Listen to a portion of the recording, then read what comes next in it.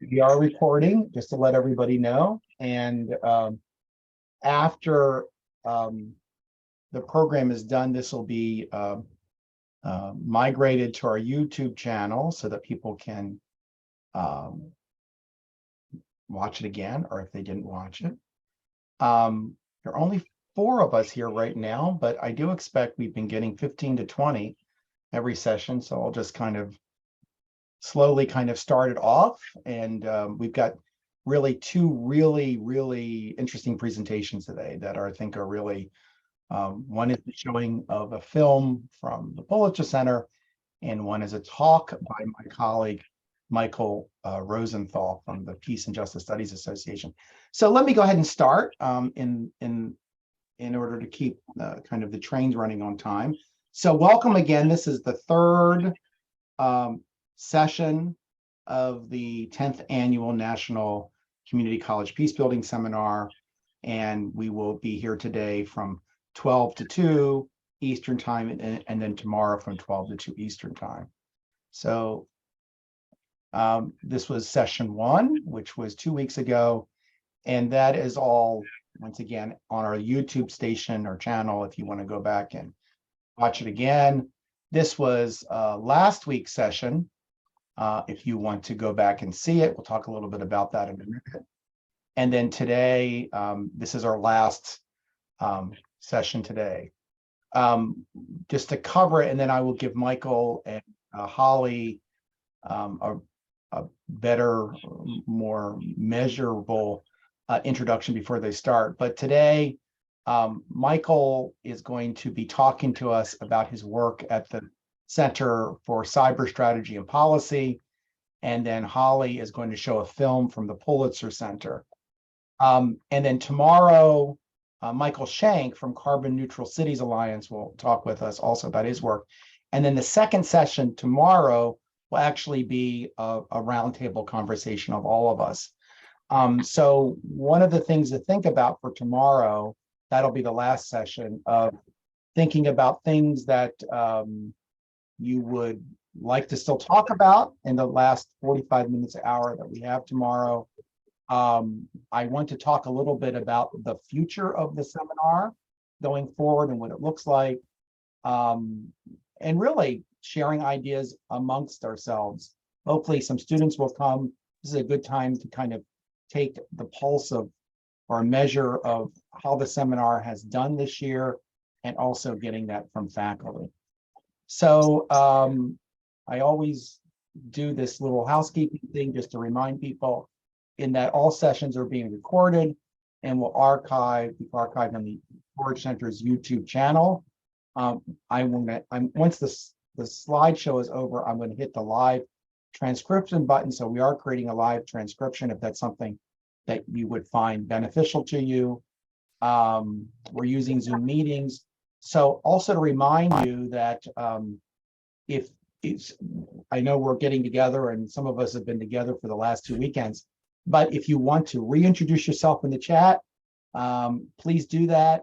Indicate your name, your organization or institution, your location, contact information, interests, and in your name tag, it's also, I find it's helpful if you indicate your pronouns.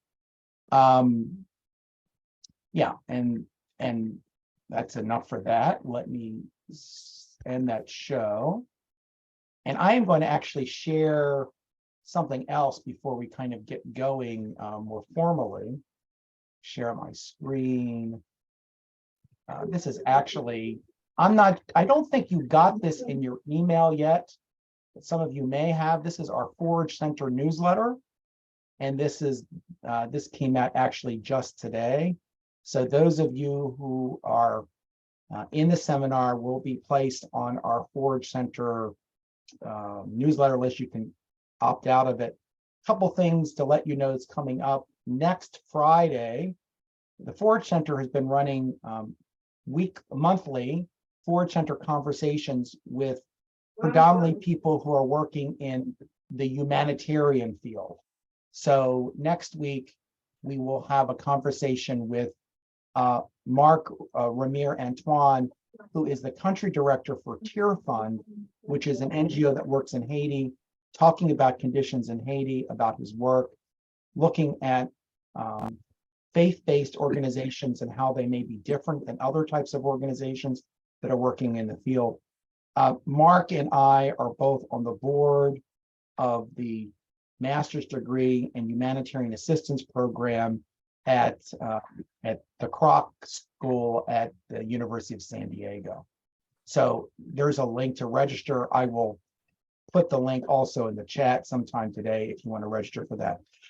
It's 4 to 5 p.m. Eastern time. So those of you in the West Coast earlier.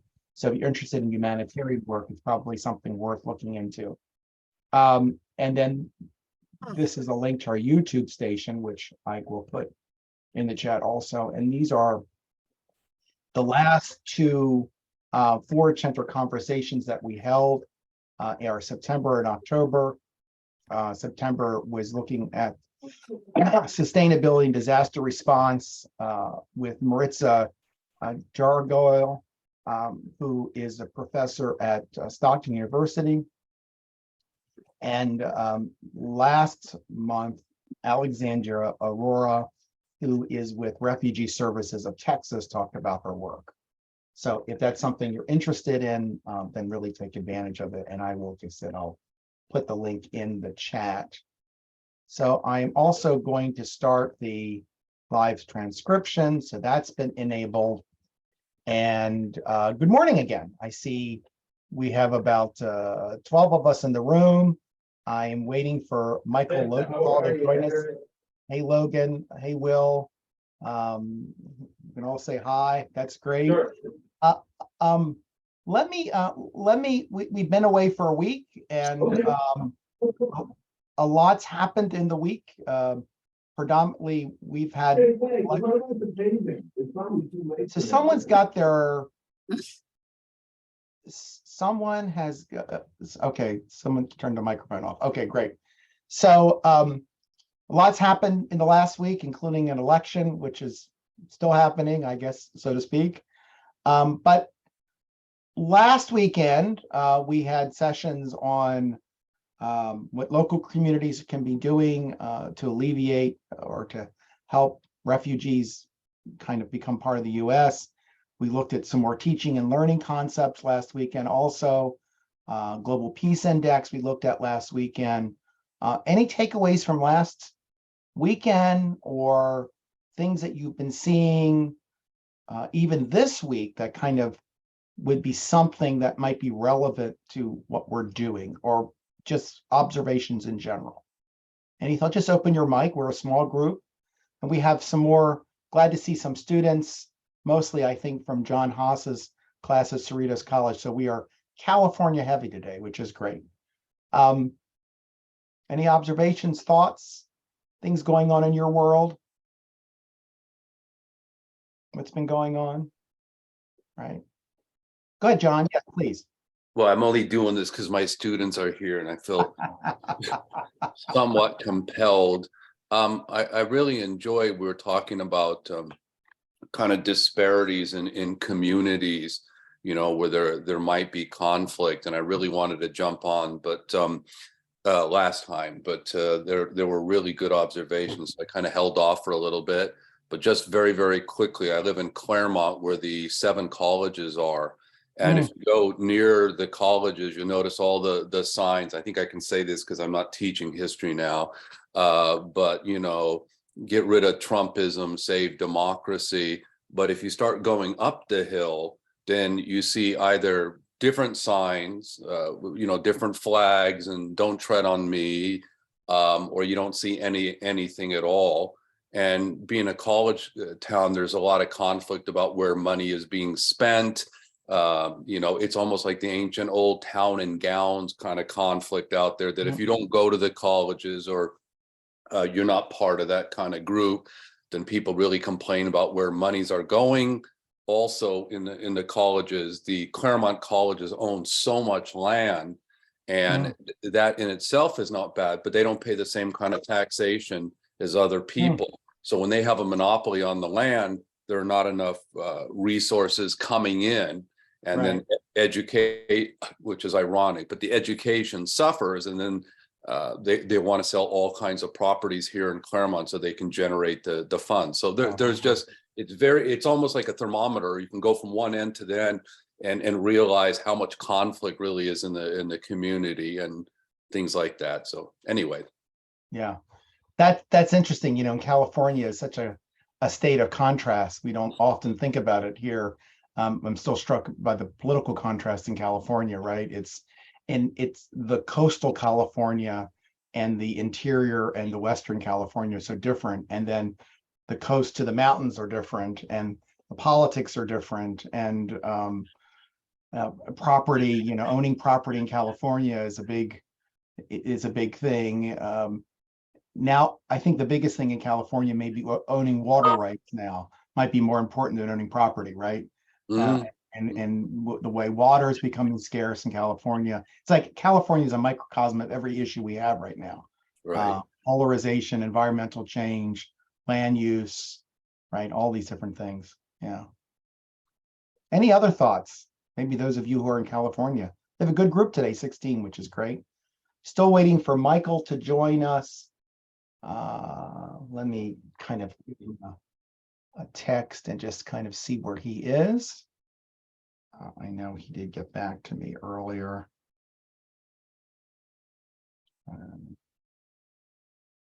Let's see, I'm going to turn off my screen just for a minute. And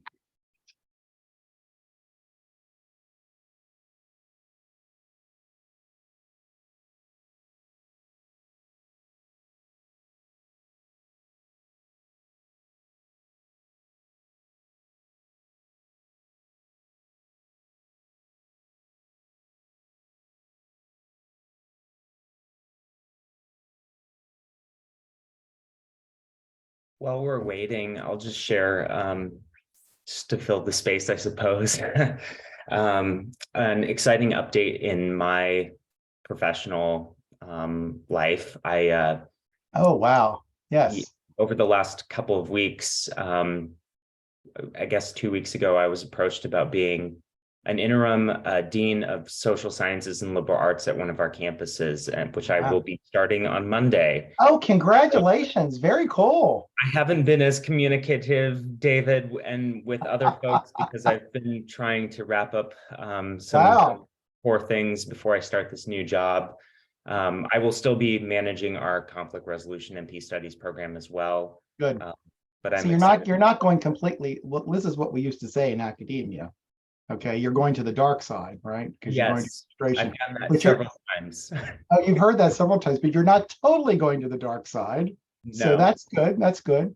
Is it a campus that you are located at now, or is it a different campus? So my role is college-wide, and so it's a campus I'm very familiar with, and we have a couple of faculty in that division that teach in our conflict and peace studies program. So I'm excited to be able to work even more closely with them. So, yeah. Excellent. That's congratulations. I'm sorry, I'm doing two things at once. Anybody else want to share anything that's going on with them?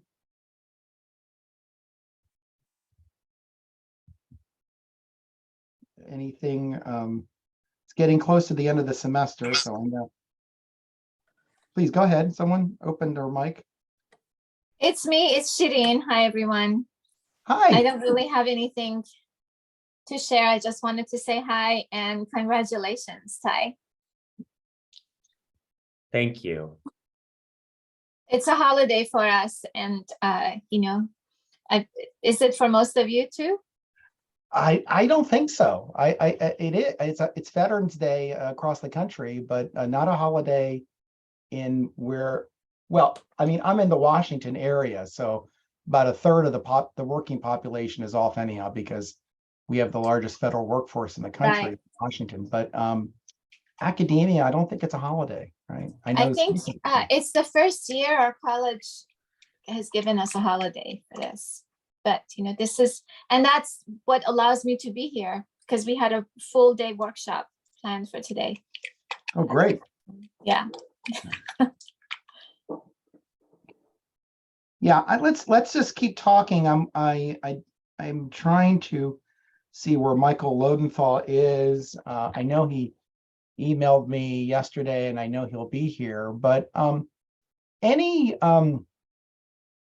observations about what we've covered up to now? Anything you've been able to use immediately, we'll say? I know last weekend, looking, some of you are using the Global Peace Index. Some of you may be using different teaching methodologies. I was really struck by Ty's presentation on reflection, which I teach a class in reflective practice, trying to figure out how to integrate more things in that. Sharon talked about, and her group talked about experiential learning a couple of weeks ago. Anything people are thinking about integrating, we'll say, in what they're doing. Go ahead, John. As you know, David, the last year before I came back in the fall, I was working on my sabbatical of Gen Z. And I really felt the need to understand millennials and Gen Z because I felt kind of a disconnect, me being a boomer. And I really never felt that over 28 years of teaching, but I really spent time trying to understand the psyche of Gen Z, what they wanted out of education, what they wanted out of vocations.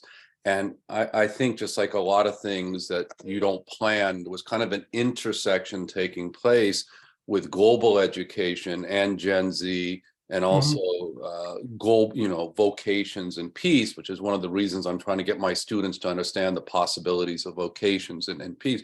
And I think what I've really enjoyed in the last couple of weeks is the kind of combination of theory and practice. My work is mostly teaching about, in a history class, the Israeli-Palestinian conflict or the Good Friday Peace Accords. And I think what I've really liked about a lot of these topics, they're very, very global topics. So I like when there's that intersection between peace studies or mediation or, and also real events that are taking place. And I think that's what's happened the last couple of weeks, whether it's talking about the Holocaust or whether it's terrorism or something else like that. I just like the intersection. Well, terrorism, we got a segue here because I think we're going to talk about terrorism in just a minute. So Michael has joined us. Michael has joined us. So good to see you, Michael. Let me give a short introduction of Michael. Then I'll turn all the controls over to him. I want to make sure that he can also share his screen. So we're pleased to have Michael Lodenthal with us today, who's the Executive Director of the Peace and Justice Studies Association, an organization that I have been part of for a long time. Maybe I haven't been as active in the last year. I think the pandemic has reduced a lot of our activity, but an organization that over years I've gotten a lot of sustenance from because it's people who are teaching about peace and conflict, academics. It's an organization that has fed things that I really need academically. He has a PhD from George Mason University, from what is now the Carter School. And a lot of us are George Mason graduates. Previously completed his master's in lit at the Center of the Study of Terrorism and Political Violence at the University of St. Andrews. I think that's in Scotland, I'm pretty sure. In 2010, he has taught courses on political violence, terrorism, sociology at Miami University of Oxford. That's in Ohio. Georgetown University, George Mason, University of Cincinnati, University of Malta, and Jessup Correctional Institution. And that's in Maryland, Michael, right? I think it's in where up my neck of the woods. Yeah, just outside Baltimore. Right.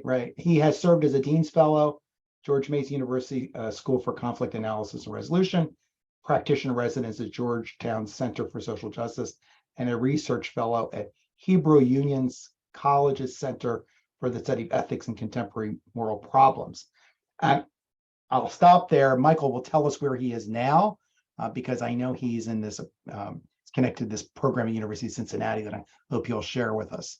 So we'll have 45 minutes with Michael, and then we'll take another 15 minutes afterwards if we need to add more time for questions and answer. So I turn it over to Michael. Thank you for being with us today. That's great, guys. Thank you. I am going to get some slides up, and then I'll do like a bit more of an introduction. I should say, just so folks understand if it happens, my partner is in out of town, a couple hundred miles away at a conference. And so I'm single parenting with a bunch of little kids running around the house because of course it's Veterans Day, so schools are closed. So if people come in and out, they are my children. Okay, so let me first do the presenter view, and then 1 second, and then share my screen. Okay, so I want to share, hold on a second. I always forget how to share my screen so that you can see the full screen, not just my notes. There we go. So now you can see, I'm assuming, let me move this out of the way. You can see just the slides. Yeah, good. Okay. I'll start. So this is the intro, as David said. Oop, there we go. So we got a little image. We got a little image here of these are 1936 partisans in Lego form. I just like the picture. But let me do a bit of an introduction to myself. So yeah, so I serve a number of different roles. I work for the University of Cincinnati as a postdoc in the Center for Cyber Strategy and Policy. I also run the Prosecution Project, which provides data to practitioners and policymakers, specifically as it relates to terrorism and political violence. So if you are doing research that can benefit from hardly audited data on terrorism, extremism, political protest, or hate crimes, get in touch. And I do similar work for the Bridging Divides initiative at Princeton University. We also provide data. Just this week, we provided data to the White House, USA Today, Washington Post, Reuters, and Forbes, specifically on harassment and threats to politicians and elected leaders. So I do kind of span a lot of different roles, but they all kind of focus on this terrorism, political violence area. Yeah. Okay. So let me continue on. So I kind of designed this as a brief, sort of like how I would explain terrorism and political violence really broadly to folks if you were kind of unaware of the topic in general. So I wanted to kind of start with, the definitions. Again, just, this is sort of Terrorism Studies 101 if you ever take courses. For one, there's a pretty interesting dichotomy between what the FBI, and I'll use mostly, so I should say to start off, this is a US centric presentation. We're going to focus on US political violence, even though my own work is sort of a bit more international than that. But generally, the definitions that are set by the FBI, Department of Homeland Security, and some other folks break political violence, which I'm going to use as a broad term, into three categories: domestic violent extremism, international terrorism, and then domestic terrorism. These tend to be the kind of big buckets that we use. And I tried to highlight some of the more operative phrases. Again, I'm not going to read these to you. This is, you guys are all advanced readers at this point. But what I want to point out is a couple of things. One is that, linguistically and rhetorically, when it happens in the United States from US-based groups, we tend to call it extremism. Terrorism tends to be a term which is used by the state to indicate foreign organizations. So for example, hold on 1 second. Kavya, can you please help your brother? Thank you. So in the United States, when something is designated terrorism, it's typically because the entities are members of what's called a foreign terrorist organization. So that is a list designated by the Department of State. And long story short is that if you're not a member of one of these foreign terrorist organizations, so we're talking about Al-Shabaab in Somalia, Hamas in Palestine, the Provisional Irish Republican Army, et cetera, et cetera. If you're not a member of one of these organizations, then you cannot be a terrorist, right? Terrorism within US law can typically only happen through foreign terrorist organizations. So most cases that are prosecuted domestically against individuals are prosecuted under the basis of material support for terrorism. In other words, providing support to a foreign-based organization. So that tends to be so that's the middle definition, international terrorism. What is clearly the most difficult definition to kind of navigate is this domestic violent extremism one. This is one that the FBI has really kind of turned the corner on and really keeps changing their phrasing of. But generally, what we're talking about is political violence, violence which has a socio-political goal, which breaks the law. You'll notice that the domestic terrorism definitions do not distinguish property crimes from non-property crimes. And the FBI in part due to constant critique, is very keen to remind us that they are not against First Amendment protected activity. That's like that kind of caveat is included in like every single time the FBI talks about this. So again, this is just to give us a bit of a basis. Now, again, my purpose in designing this presentation is to kind of give you a real quick overview, like what you would need to know if you were teaching courses on terrorism or political violence, or you yourself interested. So here is a pretty representative example of how the United States government at present understands political violence. So this is a report from May 2021. This is the kind of operative infographic part. The report's a bit longer, but this is the important slide for our purposes, where it breaks down domestic terrorism. Again, they're using the term domestic terrorism here, which is a bit odd because, again, none of these represent terrorist organizations. These are, by the FBI's typical language, domestic extremist entities. And you can see even in the labeling, they use the term extremism. But these are typically the buckets that the FBI uses. Outside of outside of racially or ethnically motivated violent extremists, a term which has recently come post 2017, the FBI has been using these buckets since around 1998. So throughout the global war on terrorism, despite the kind of so-called patriot movement exemplified by people like Timothy McVeigh, the eco-terrorism surge in the late 1990s and 2000s, we've always kind of used these buckets.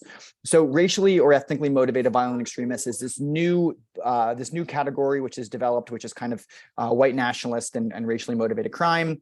Again, since around 1998, the FBI has maintained that animal rights and environmental extremism is one of the #1 domestic terrorist threats, despite ample scholarship to the contrary. Again, like my first 5 years probably of public scholarship is all debating this point precisely. So if you want to read into that, you can read anything I wrote like throughout my graduate studies, because there's like 20 articles I've written on why this is a terrible definition.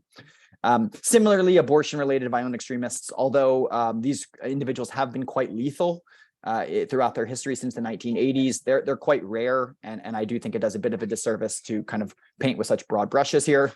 And then here in this middle column, we have a kind of amorphous and malleable category of anti-government and anti-authority violent extremists. Again, this is sort of like this sort of mushes together. Anyone who has nuance will realize why this is not a good kind of overlap, but it kind of mushes together militia or what we call paramilitaries with anarchists with sovereign citizens. So these three things are really unlike each other, and putting them all together makes very little sense. And then we have this catch-all category, which is everything else. So this is just just give you a sense of kind of categorically how the FBI divides these. Updating a little bit to just last month, we had the October 2022 executive summary. This kind of summarizes how they understand the state of affairs, how the FBI itself understands the state of affairs. It says, quote, "The threat posed by international and domestic threat actors has evolved significantly since 9/11. Yeah, we understand that. One of the most significant terrorism threats to the homeland we face today is posed by lone offenders and small groups of individuals who commit acts of violence motivated by a range of ideological beliefs and or personal grievances. Of these actors, domestic violent extremists represent one of the most persistent threats to the United States today. These individuals are often radicalized online and look to conduct attacks with easily accessible weapons. Many of these violent extremists are motivated and inspired by a mix of ideological, socio-political, and personal grievances." We'll pull apart this definition kind of throughout, but this gives you a bit of an idea of what we're talking about. And you can see here that, I highlighted some of the things that make this definition unique. Small groups, right? So moving away from the kind of, Hamas, again, Tamil Tiger, big army approach, and going more to the affinity group and cell model. And then this kind of range of ideological grievances, moving away from what some people understand as kind of quote unquote classical terrorism. So I kind of want to start by showing some of the showing some of these kind of domestic groups that you're probably aware of. Again, I'm going to kind of breeze through this, but we have 3 groups here that you're probably familiar with. Let me try one thing real fast. I put in, and I'm not that bothered. I don't know if you guys are able to see my notes. I'm not that bothered if you are, but I put some numbers in here, so I wanted to be able to see them. So for the 3 groups that you're likely aware of, at the top, you have the Proud Boys. Again, a lot of people were aware of these folks for a while, but have become far more aware of them in light of January 6th. They were established in 2016. Their exact membership is a little hard to come by. They would tell you it's above 5,000. People I trust would tell me it's less than 1,000. They kind of began in this kind of alt-right wave. So this is the 2016, 2017 kind of early Trump years. The emergence of kind of the suit and tie Nazis, right? Going away from the kind of skinhead movement that people have become accustomed to. They have kind of moved closer and closer to kind of your classical white supremacist group since 2016, and now represent what I would argue is a neo-fascist movement. They believe, their kind of core belief is that Western masculinity, specifically kind of traditional notions of masculinity and heterosexism, is under siege and must be defended. So if you ask them, they call themselves Western chauvinists. That's their self-appointed title. And and as it kind of says that, a lot of people have understood that kind of Western chauvinism to just be kind of a nicer way of saying white genocide, or the kind of great replacement theories that we've come to hear from the likes of people like Tucker Carlson. They're extremely pro-violence. They are sort of akin to a right-wing fight club, right? They're kind of a bunch of guys that like to, engage in drinking and street fighting. And a number of them have been indicted as part of the January 6th committee, including 5 people, including 2 leaders who have been charged with seditious conspiracy. They will be on trial next month. That's the group you're probably most aware of, due to their kind of flash mob style assaults. The second group you're probably aware of in the lower left-hand corner is Patriot Front. This is, again, like the arguably most active group in the United States, but not the largest. They were established in 2017, prior to the deadly Charlottesville riot in August of 2017. Patriot Front did not exist. They were a group called Vanguard America. Vanguard America thought that their image had been damaged because one of their members had committed a murder. And so they basically rebranded. This is a very compressed version of a sort of complicated history, but they basically rebranded as Patriot Front. What's interesting is that according to folks who do kind of the watchdog, they are responsible for about 80% of the so-called recorded incidents of hate crimes or hate, the hate incidents in the United States last year. So now most of that is putting up stickers, stenciling graffiti and things like that. They're mostly propagandists, right? They're not engaging in bombings and arsons, at least not on a public level. And their basic belief is that white European ancestors conquered the Americas, conquered North America, and bequeathed it to them, and that it's theirs to live and defend. So a common slogan of theirs is captured, or conquered, not stolen. The idea that the United States was conquered by white settlers as opposed to stolen from the indigenous. And, they kind of exploit this imagery through the use of patriotic logos. So the kind of brown khaki pants, the blue shirts, the white masks, and the range of flags. So here is them marching down. This is what the Lincoln Memorial in DC. And they kind of pop up, do these marches, and then they leave. They've done them on July 4th. They've done them. I wouldn't be surprised if they do one today, being Veterans Day. And lastly, the other group I think you're probably aware of in kind of contemporary domestic extremism is the Oath Keepers. The Oath Keepers are an unregulated paramilitary or militia. They were established in 2009. They have about 5,000 members. Again, according to them, they have 30,000 members. That's fundamentally not true. They're a far-right anti-government militia, so they see themselves as defending the U.S. Constitution from domestic threats.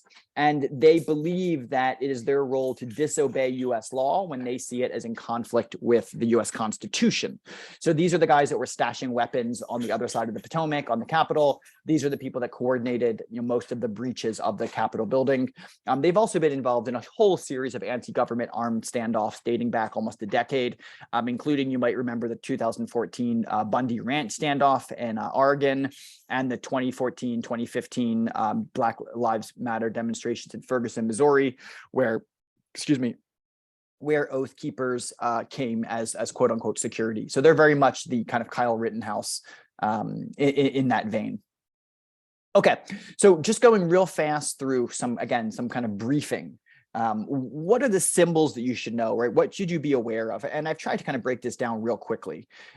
For one, there's 2 kind of art styles which have emerged in contemporary extremism, which is good to be able to recognize. The first is this one called Vaporwave or Fash Wave. It's kind of a combination, if you're old enough to remember, as like the kind of early to mid 80s art aesthetic, kind of the like Max Headroom aesthetic, mixed with a lot of distortion mixed with these kind of hearkening back to previous times. There's a lot of like, looking backwards. So calling time for my people, or, phrases like, don't forget what they took from you, or things like that. And so you kind of get this Max Headroom 1980s style imagery, often with this kind of color scheme. This is really common. You'll see this in a lot of the propaganda.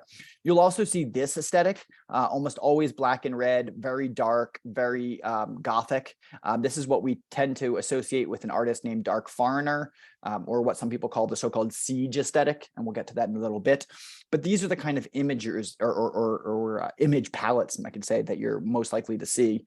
You're also in contemporary right-wing extremism likely to bump into some of these images. So we have the Totenkopf. This is borrowed from the Hitler era Nazis. This has taken a lot of popularity in modern extremism. It's often used. We also have the skull mask, which is again a marker of so-called siege culture. This is sort of what we tend to call accelerationism. This is used by people who want to speed up social conflict and collapse. So you'll see this a lot in contemporary armed groups. So these are groups like the Atomwaffen Division, which you might be familiar with, or groups like the Base, or a lot of the kind of so-called accelerationist cells, which exist in large numbers. We also have here the Sonorad, the so-called Black Sun. This is you see that here as well. You actually see it in both of the images on the far left. But the Sonorad is kind of an esoteric Nazi image popular by Goebbels, which has really received a lot of use in contemporary right-wing extremism. You also have this, which is known as the siege culture. So this again speaks, this and the skull mask kind of work in tandem. This is again kind of pro-accelerationist part of the far right. So groups that want to speed up collapse by encouraging conflict. You'll also see, these are three logos you may be familiar with. This is the 3 Percenters. This is also a big group that's involved in the Capitol raid. These are, again, an anti-government armed militia who believe that it is their responsibility to enforce the law vis-a-vis the United States government. I like putting this logo on here because depending on where you live, if you look around enough, you'll see this logo quite frequently. I live in Southwest Ohio. I see this every couple of days on usually people's pickup trucks in the back window. We also have the logo here of the Proud Boys, which again, if you're perceptive, you will kind of see it on people if you look hard enough, depending on where you live. And this is a group that's really metastasized and grown a lot in New England. This is the Nationalist Social Club, also known as NSC 131, and their logo is receiving some widespread. We also have some kind of visual cues, which I think is really useful to be aware of. This, as you probably recognize, is Ted Kaczynski. This is a kind of classic eco-fascist imagery. So it kind of combines some of the fascist imagery with some of the ecological imagery. But what I want to point out is the use of a Nordic rune here. This thing looks like an upside down Y. This is an Algaz rune. It's really common in eco-fascism and kind of traditionalism and survivalism and a lot of these movements. But again, the use of these, either in markings or graffiti or tattoos, are typically in modernity a sign of right-wing extremism, but not always. Obviously, you can be someone who's using a Nordic rune who's not an extremist. And then lastly, we have Pepe the Frog, shown in various iterations here as an armed kind of brigade. But Pepe the Frog is kind of began as an alt-right meme and has become a marker within right-wing extremism. I'm going to move a little bit through, well, I'll show this. This, I think, is a useful model, again, specifically looking at the right, in that it shows an escalation of far-right radicalization, of all these groups seem the same to you. So on the bottom, we kind of have this base of mainstream conservatism, followed by groups which this author calls the alt-light. Though I think that there's some challenge here in some of these terms. Like, for example, the 3% militia, which we just talked about, I wouldn't really put into that category, nor would I put the Proud Boys in that category. But you're probably familiar with groups like Turning Point USA, who have a presence on most US college campuses, which are, I would argue, a neo-fascist student organization pretty far to the right of most college Republicans. And then we have what the author of this diagram calls the alt-right. This I would classify as what most of us are familiar with, as kind of classical white supremacist groups and classical extremist groups. So these are groups like these groups, a couple of these groups don't exist anymore, but these are your typical, so Patriot Front's in here, just as far as groups we've talked about, that's this little logo right here, or Blood and Honor, which is a somewhat equivalent organization in the UK. And at the top of this, they have accelerationists. So again, this kind of top tier are groups which are clandestine, armed, and operate on a purely illegal basis. So these groups have no kind of public facing entity. They are just for lack of a better word, a terrorist group. So these are groups like Atomwaffen in the United States or National Action in the UK. What? I need a square for the zebra's new Hold on one second. Tevye, can you help your brother find a square for the zebra's house? Okay, so what are the kind of trends? So just, again, what are the big picture trends in domestic extremism? Well, for one, and it should be pretty obvious by my focus here, we've had a big shift since the 1970s and 1980s in where political violence comes from and where it's understood to have come from.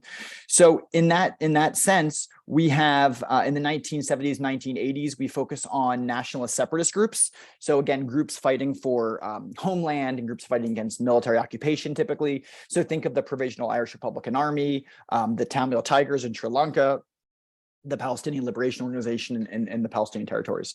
So this kind of declines in the 1980s. We see the rise of Salafi jihadism. So these are, groups like Al-Qaeda, Taliban, Al-Shabaab, eventually Al-Qaeda in Iraq, which will become the Islamic State. As that kind of wanes in the 2000s, we have the emergence, or rather the acceleration of far-right extremism. So typically we know these under the terms white nationalism or accelerationism, but there's a host of other buckets we could put people in, skinheads, white nationalists, neo-Confederates, et cetera.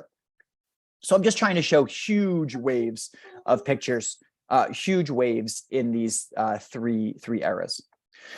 In the modern era, we have this really interesting but not unexpected nexus where extremism is really fueled by this combination of disinformation and conspiracies, right? I mean, this week is a real particularly good week to talk about that.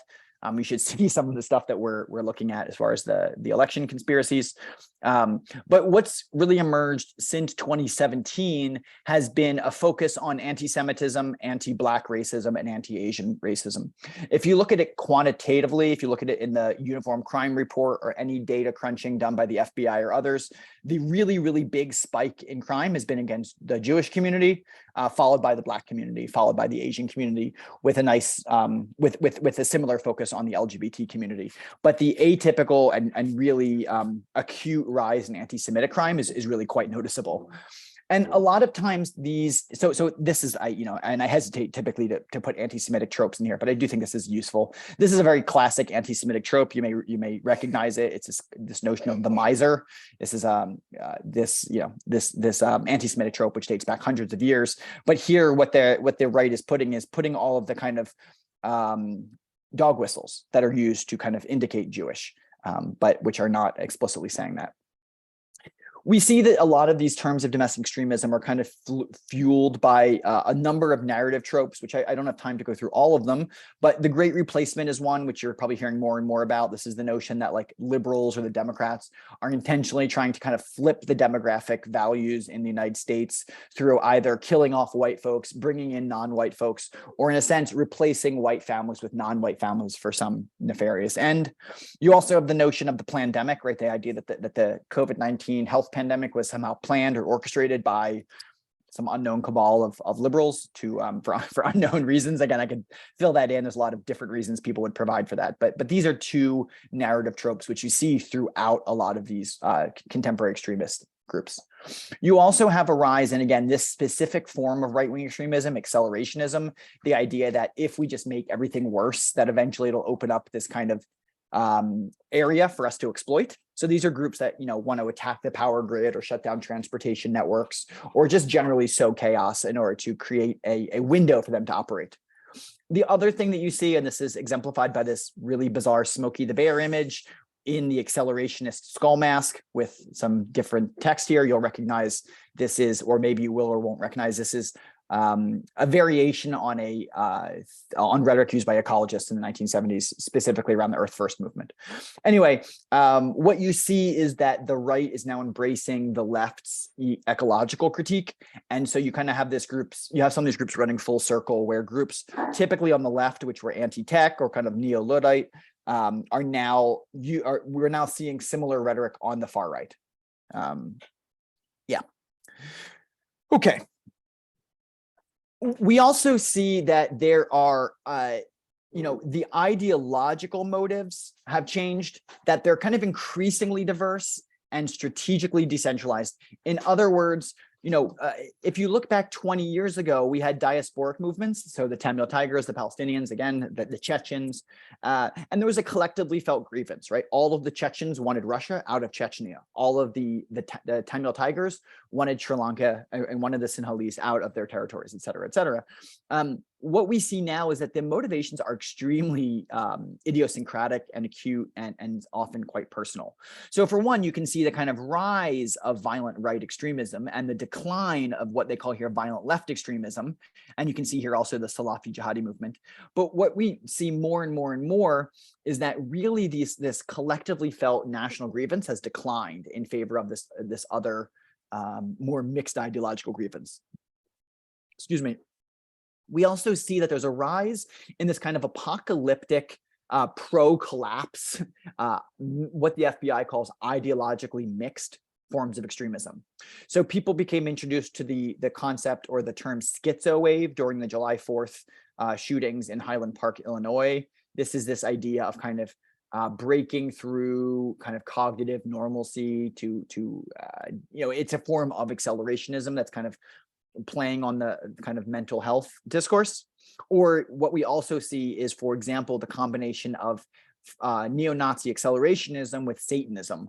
And so we actually see one of the largest kind of far-right Satanist organizations or networks combining with one of the larger far-right neo-Nazi networks and rebranding themselves. So this is Order of the Nine Angles, which is the Satanist group, which joined a group called the National Socialist Organization, which then became the National Socialist Order of the Nine Angels or Nine Angles. And so again, we see kind of, in this case, the mixing of Satanism and neo-Nazism, which is not something I think a lot of people expected. What else are we seeing? We're also seeing, a number of trends. And again, it's hard to kind of show some of the stuff without finding particularly violent images. We're seeing a lot of things. For one, we see the emergence of this so-called saint discourse, which is that people who carry out attacks or who are victimized by the state are given sainthood status. So I chose to use the latter here. But if you think about people like Dylan Roof or Timothy McVeigh, or any of your recent shooters, the Buffalo shooter, et cetera, they're all given sainthood status within the far right. In other words, within this network, within this culture, after they commit their crimes or after they're killed, they're often put on posters as saints. So here you see Saint Babbitt. This is Ashley Babbitt. This is the woman killed by U.S. Capitol Police during the January 6th insurrection. You can see her in this kind of saintly outfit with the fascist Sonarad and her name up here. So this again is a big trend that we see of kind of giving victims or attackers so-called sainthood status. We also have not starting with, but really peaking in the 2019 Christchurch massacre. We have the increased attention on kind of weaponizing social media, specifically the live streaming of attacks. So this has happened before that time, but as you probably remember, in the 2019 Christchurch shooting, the shooter wore a GoPro camera, a helmet-mounted camera, and filmed themselves murdering more than 50 people. This is a screenshot as he enters the mosque. It's an extremely violent film, which I do not suggest people to watch, but it does show the kind of introduction of this gamification. And amongst the far right, this attack is kind of seen as a best practice, as the kind of pinnacle of success, not only because he was able to live stream or capture the whole thing, but because of the high death count. The other thing, and again, this kind of live streaming one's attack has occurred many times. Christchurch in 2019, Halle in Germany in 2019, though the attack was less successful there. The Texas synagogue hostage taking, you may remember from 2022, as well as the Buffalo supermarket shooting that just occurred in 2022. The other thing we see is this kind of so-called democratization of the means of political violence. In other words, things which maybe 10 or 20 years ago were hard to get are now easy to get. So maybe the best example of this is the ability for people to print, now with some technical proficiency, but the ability to print firearms using 3D printers. So these are both 3D printed firearms, or at least 3D printed lowers. I won't go into the kind of details of this. But the ability to receive schematics and blueprints online through online forums, to download those, to feed those to a printer, and then to manufacture one's own weapons. That's really easy, right? The ability for people to use commercial grade encryption or what is often called military grade encryption just on their phones, right? The fact that my phone has stronger encryption than supercomputers did 20 years ago does make it sometimes challenging for the police to investigate certain things. At the tactical level, we do see a number of things which are pretty important. We see a shift to kind of away from large assemblies like the Charlottesville riot and more towards flash mobs, right? Groups appearing at, for example, Drag King story hours. You guys have seen a lot of those. Or, for example, in this lower right-hand image, Patriot Front kind of just popping up on the street, popping out of about a bunch of U-Haul trucks and, doing quick marches before anyone can find them. That's a major tactical trend we see, this kind of shift from the large assembly to the small assembly. And it's really exemplified by the Proud Boys and Patriot Front. The other thing we see is, and this is a really interesting image that was leaked about a year ago from the FBI. But what we also see is a focus by far-right actors. Okay, Daruti, I hear you, babe. We see a focus on digital operational security. So this is a chart that the FBI put out about what they can and can't get off certain communication devices. So they're looking at iMessage, which is if you use your Apple phone, how it sends it. Line, Signal, which is probably the most popular commercial one, Telegram, Threema, Viber, WeChat, WhatsApp, and wider. And what they're showing is, when they are able to get lawful access orders to these applications, what can they get and what can't they get? So this is a very interesting image. But what we see is that far right and arguably far left and any other actors are increasing their use of digital operational security. So we can look at the Michigan plot to kidnap Gretchen Whitmer, which was a very interesting example of this, where these groups used pretty secure means, but were unaware of FBI infiltration. And so you can follow most contemporary cases and see some discourse of encryption and digital security. It just keeps coming up. And the other thing, and just showing here, is that these moves towards flash mobs, these moves towards small level cells, kind of continues this decades old shift away from big hierarchical organizations, similar to what we might see in a cluster like in the upper left or upper right, and has moved to these lone wolf, so-called leaderless resistance small cell groups. And again, this kind of began in the 1970s, 1980s, largely historically situated in the work of Louis Beam and other members of the white supremacist movement. The other thing we can talk about is targeting, right? Where are these groups focused? So on the right, at least, there's an increased focus on kind of targeting marginalized communities. Of course, so again, Jewish communities, Asian communities, and queer communities, but there's also a big focus on collapse-driven targets. So both of these images are encouraging individuals to attack infrastructure. This is a Telegram post, which is pretty typical. This is a poster from a group called Automoffin Division. I cut off some of the grosser parts of it. But what we see is that there's a lot of focus on attacking infrastructure and kind of making things chaotic. There's also an increased focus throughout the ideological spectrum on targeting law enforcement. Again, that the increased focus on targeting cops is something around 40% of all attacks. That being said, as a study I read yesterday, just wanted to remind us that police officers still have one of the safer jobs in this country. I think it was ranked the 35th most dangerous job in the United States. So there is an increased focus on attacking police officers, but police officers still remains, on a relative scale, not that dangerous. And the rate of attack is still relatively low. The other areas that you're probably less familiar with, I want to kind of just highlight. So I highlighted 4 areas that I think are pretty important. Schizo, FACE Act violations, incels, and QAnon. And I'll go through these pretty quickly. Starting with QAnon, the lower right-hand corner. This is a kind of a conspiracy theory that began in 2017. It believes, the broad belief, and has some nuance, but the broad belief is that the kind of American political movement, specifically linked to people like Hillary Clinton, Barack Obama, George Soros, And then some more maybe less easy to guess people like the Dalai Lama, Oprah, Ellen, Lady Gaga, Tom Hanks, etc. That this kind of group of Democrats and liberal celebrities work together in a cabal to organize satanic, cannibalistic child sex abuse rings where children are basically trafficked to powerful Democrats. Yeah, I know it sounds pretty bizarre.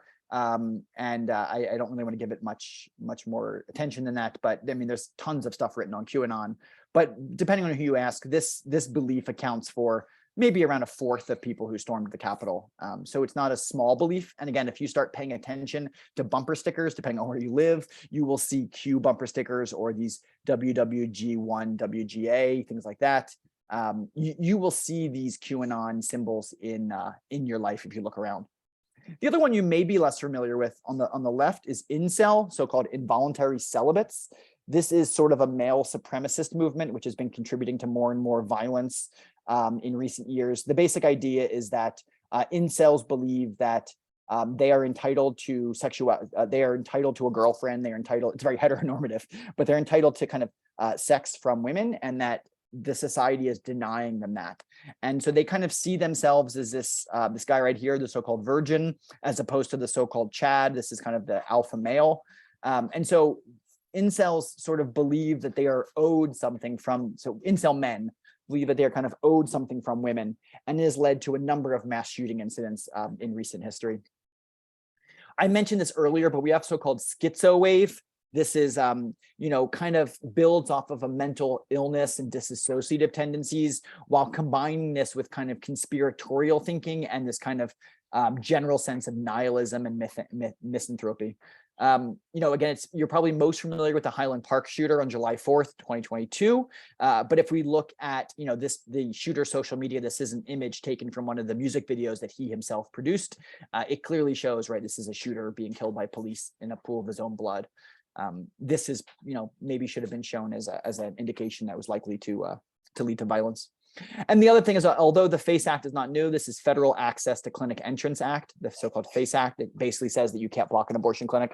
Even though the FACE Act itself isn't new, what we do see is that in the post-Roe environment, there's been a sharp spike in people violating and being prosecuted under the FACE Act. In other words, we have re-entered an era of anti-abortion militancy that we really hadn't seen since the late 1980s. As a former abortion provider, I can tell you that it's certainly worse now than it was when I worked there in the early 2000s. I want to raise two theoretical frameworks and then move into a conclusion. These, I think, are, is really where we can start to really play with some of these notions in interesting ways. The first is this not new, but newly invigorated notion of stochastic terrorism.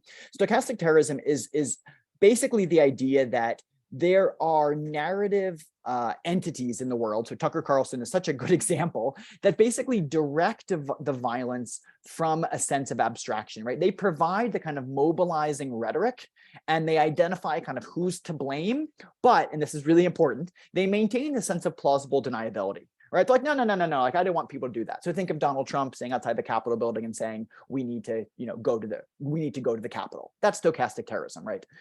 Think of Tucker Carlson all the time implying or often outright saying Democrats are trying to replace your white families with non-white families, right? He's not saying go out and attack non-white people, but he is stirring that pot. He's putting that narrative reality out there, and he's doing that every night. He's a really good example of that.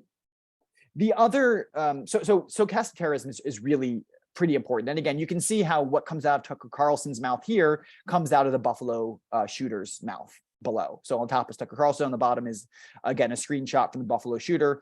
If it looks like the image I showed from Christchurch, that's intentional. This shooter also used an assault rifle, also decked it out using white paint to mark a bunch of racist things on it, and also filmed it from his head. It's blurred out just so that the victim is not shown.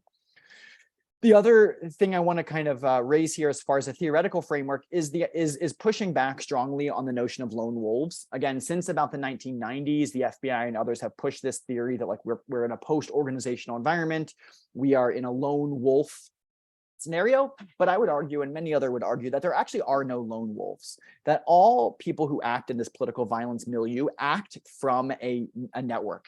And so this, just for an example, is DFR Labs from the Atlantic Council. This is a a Gephi analysis, a social network analysis of Twitter, looking at the far right ecosystem. And I realize it's like probably doesn't make much sense to people, but what you can see here is that these things exist in a very tight network ecosystem. None of these are isolated individuals, and the notion like one person goes out and does something in isolation is fundamentally and analytically false.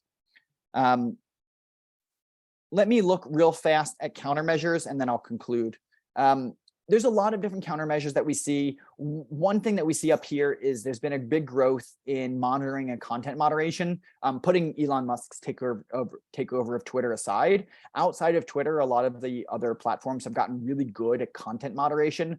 A lot of them do this through what we call a hash function, which is basically what this image is showing, where, to make a long story short, any media uploaded which we want to moderate is translated to a string of numbers, and then that string of numbers can be searched for. So the Christchurch video is computed into a hash function. It's given a string of numbers, and then that hash can be searched for throughout social media. This is a way that when new media comes out, it can be kind of wiped from platform wide.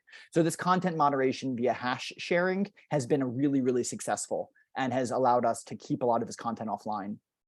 The other thing we see is basic securitization, right? So think about if you live in DC, the fact that, like these things now border every building to prevent car rammings. So some of these have been built into the environment and they're like less obvious, but there's been a securitization, whether that's taking your shoes off at the airport or not being able to bring liquids through, or just these things that prevent car rammings in front of all major buildings. We've also seen a rise in prosecution. So in the lower right-hand corner, you have the Michigan kidnapping case, which was successfully prosecuted recently, or in the upper left-hand corner, the Capitol riot, which obviously has been prosecuted successfully. Okay, so what is the role of the kind of peace community? I would say it takes three forms. One is that we really need to engage in these narrative, discursive, and rhetorical battles. For example, calling terrorism, calling political violence what it is. We also need to engage in de-escalation training and practice at events. The Bridging Divides initiative at Princeton University, which I'm pleased to work with, does a lot of work on de-escalation. If you need de-escalation resources for your particular state, we can provide them to you. And the other thing in which the peace community has done really well recently is working with so-called formers. These are people who used to be extremists, who used to be members of extremist communities, who have now disengaged with those communities and are working for conflict transformation. And we need to increase our cooperation with them, trying to avoid formers who are clearly just grifters. And there's a lot of them out there. Finally, why can't I go to my last slide? There we go. Finally, what do we need to do? Where do we need to be headed? For one, I say this at every damn time I'm invited to speak about any of these issues, and I feel like people kind of laugh it off as like a pie in the sky answer, but I think it's a really important answer that we talk about. And I've said this answer to many federal officials who ask, but that structural conflicts require structural transformations and solutions.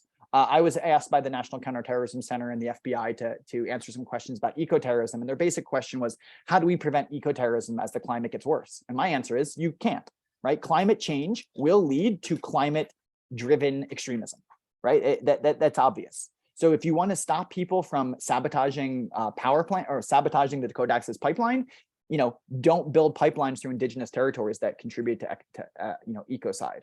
So if you're really concerned about reducing the levels of conflict, we need to reduce the structural realities behind them. And I think that's so obvious, but really needs to be said at every given opportunity. And the second is that we need to increase people's democratic engagement, right? Or decrease disengagement. Because democratic disengagement plus a lack of opportunity, whether that's economic opportunity or political opportunity, leads to extremism, right? And we've seen that. The American Midwest is such a good example of that. Why have there been such successful recruiting grounds, like where I live in Northern Kentucky or in Southwest Ohio? Well, because there's extreme poverty and there's democratic disengagement and a lack of civil discourse. And so people are looking for other ways to engage. The other thing we need to do is support empirical studies of political violence. That's the majority of the work I do through both the prosecution project and Princeton, is specifically empirical studies. So, quantitative, transparent studies where we can actually count these things. It's not based on theory and rhetoric, it's based on event-driven data. That we need to do more and more and more of. And anyone who has students who want to help with that, I bring on about 50 students a year to do research in prosecution projects, and I'm happy to take your students. And the third is that we need to study and intervene in political violence from new directions. Some of the best work that's being done here, I would point you to Peril, the Terrorism Research Center at American University in Washington, D.C. They've been very good about kind of finding ways to intervene in political violence through things like healthcare, architecture, communication, computing, gaming. So not just, political science or international relations, which I think is where we often go to, or maybe psychology, but they've been really trying to take this kind of civic society, whole of nation approach to studying political violence. That really is where we need to go. We're not going to be able to arrest our way out of this. We're not going to be able to incarcerate our way out of this. And we're certainly not going to be able to bomb our way out of this. And so we really need to find other ways to engage with political violence. I'll stop there. I'm gonna stop sharing my screen. I see that there's like a bunch of stuff in the chat, which I obviously didn't read while I was speaking because I couldn't see it. And I will open it up for questions. Michael, that was great. Thank you very much. Welcome. I am struck by in this conversation, struck by a community college audience is listening to it, because if there is a part of higher education that is the most purple, and that is reflective of rural and urban and blue and red and first generation and college, it's community college. You have the most diversity there. I'm curious to see what community college faculty are seeing on their own campuses, which you might not see in the classic Georgetown University liberal arts institution. So I'm curious about that. But let's just make it very informal. There are only about 19 of us. So why don't you, if you've got a question, open your mic, and then I'll just call on you. We'll do it that way. So so that we do have some order to it. So the only mics open are Mike and mine. So go to open your mic, and then you'll be the next one to ask the question. So who'd like to ask a question? Let's do it that way. Hi there, David. Thank you. Good, Susan. Yeah, good, Susan. Hey, Yeah. Michael. Thank you, Michael. And introduce yourself too, as people are speaking, because Michael doesn't know you. Oh yeah, Introduce before we I know talk. Michael. I do know him. All right, now Yeah, you we do. know each other from PJSA. It's all good. But hi, everybody. Susan Cushman from Nassau Community College in Garden City, New York. Michael, thank you so much for the presentation.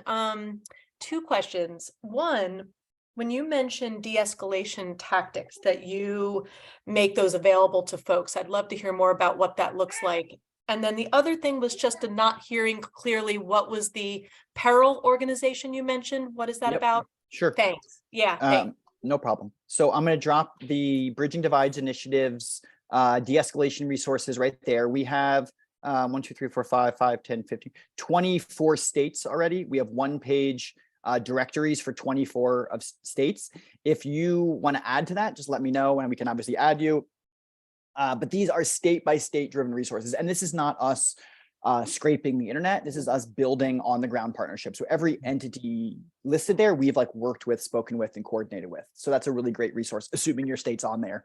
And I should say, for the record, like that's not the part of BDI that I work on, but that is something our organization does.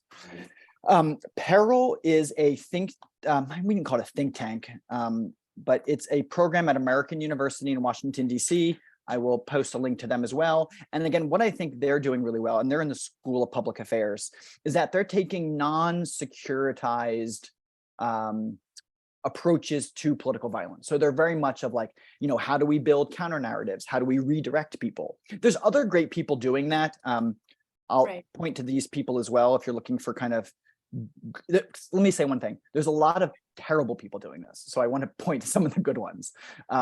AU's Peril is a really good one, and Moonshot, which is the other one I put in here, is I think a really good one, which is again steering people away from things rather than arresting, caging, and bombing them into agreeing with you, which has been our typical approach. Got it. Thank you. Thank you so much. And I did really appreciate what you said about using former extremists who have converted, because I've discovered in my own teaching, I work with one former that I think is really persuasive to students. So I just want to add on. I don't know if you've heard of this fellow by the name of Frank Mink and his book, Sure. Autobiography of a Recovering Skinhead. Yep. It's really quite persuasive, and I've taught it in my intro level class. So I appreciate the fact that you're working with a lot of folks like him. Yeah, and we've had really good experience with formers. Some of my first organizing when I was like 14, 15 was like bringing this former Aryan Nations recruiter into high schools. And even before I was a high school student, this guy named Floyd Cochran, and we used to help organize him to speak about how not getting involved in Aryan Nations, because where I grew up in the Philadelphia area, it was a really big recruiting grounds for Aryan Nations in the 90s. And so we used to bring them around, and he was really good, and he was really good at steering people away. Again, I want to caveat that by, in the last few years, there have been a host of grifting people who have like stepped out of organized white supremacy, got some money as a consultant, and then jumped back into it.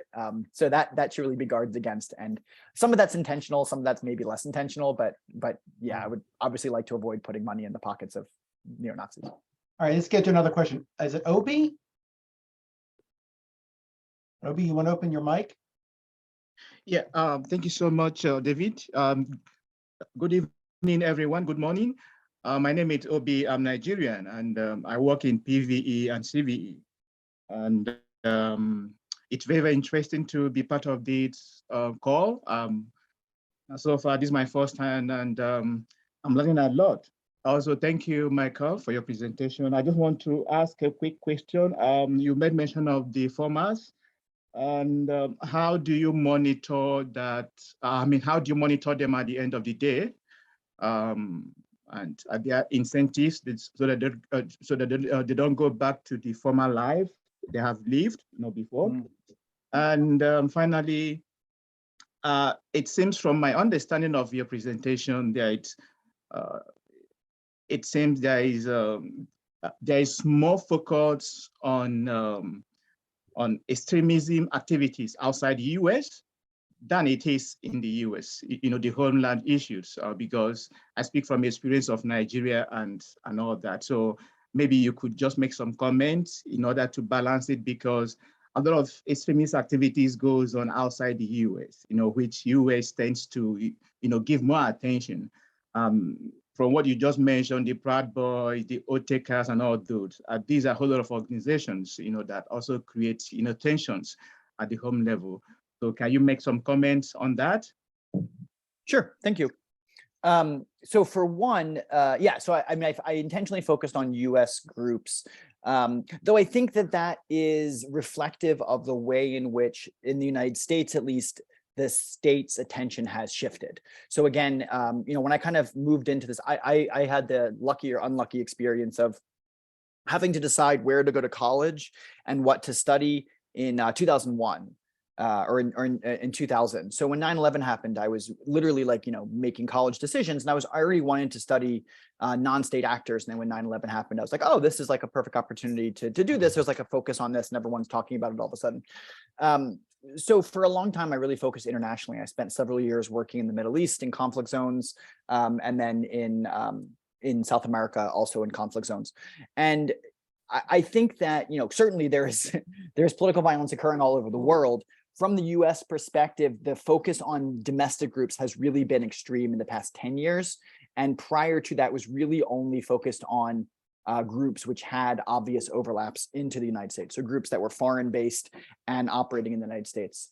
That's kind of been the focus. And I think to the US's credit, they have tried to focus on what affects them the most, which again, I kind of appreciate. The question of formers, I personally don't work monitoring formers. I do help coordinate some of their work, but really what I'm talking about there are, because your question is kind of how do we make sure that they are in it for the right reasons, in a sense. For one, I think it's really important that we don't make this into a career, right? This should not be a career off-ramp for people, so that they understand that they can kind of make a lot of money very quickly by doing this. I think that that's probably the worst approach.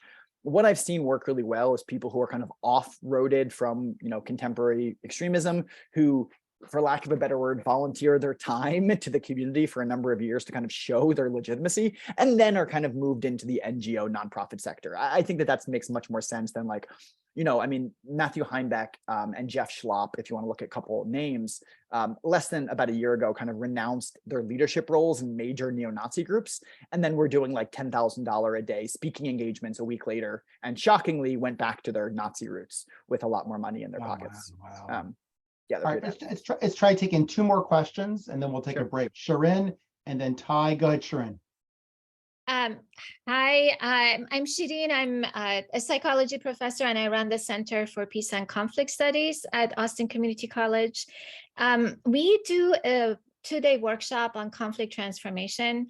That's not obviously not geared to de-escalation, but your presentation kind of brings me back in touch with something that's been on my mind to maybe create a more tailored one.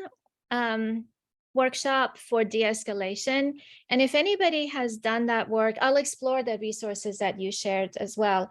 But one of the questions is like, who do we gear it to? Who do we promote this to? Yeah. I mean, if you're asking like who strategically we should, Right. Yes. yeah, certainly we see, and this is going to be probably a scarier answer than you want, but we see that a lot of people enter this ecosystem, specifically if we're talking about the far right, they enter this ecosystem around, and as the father of 4 young children, around 11, 12, and 13, which is pretty gross. And a lot of the ways in which they enter, and again, for people who are parents, you're not going to want to hear this following, but a lot of the places that they're entering in this era is Roblox, which is an online gaming community, TikTok, which is an online, you know what TikTok is, I imagine. TikTok, Roblox are two of the biggest recruiting grounds that we see. Fortnite, groups like, any of these kind of like gaming platforms, both intentional and I wouldn't say accidental, but kind of happenstance encounters.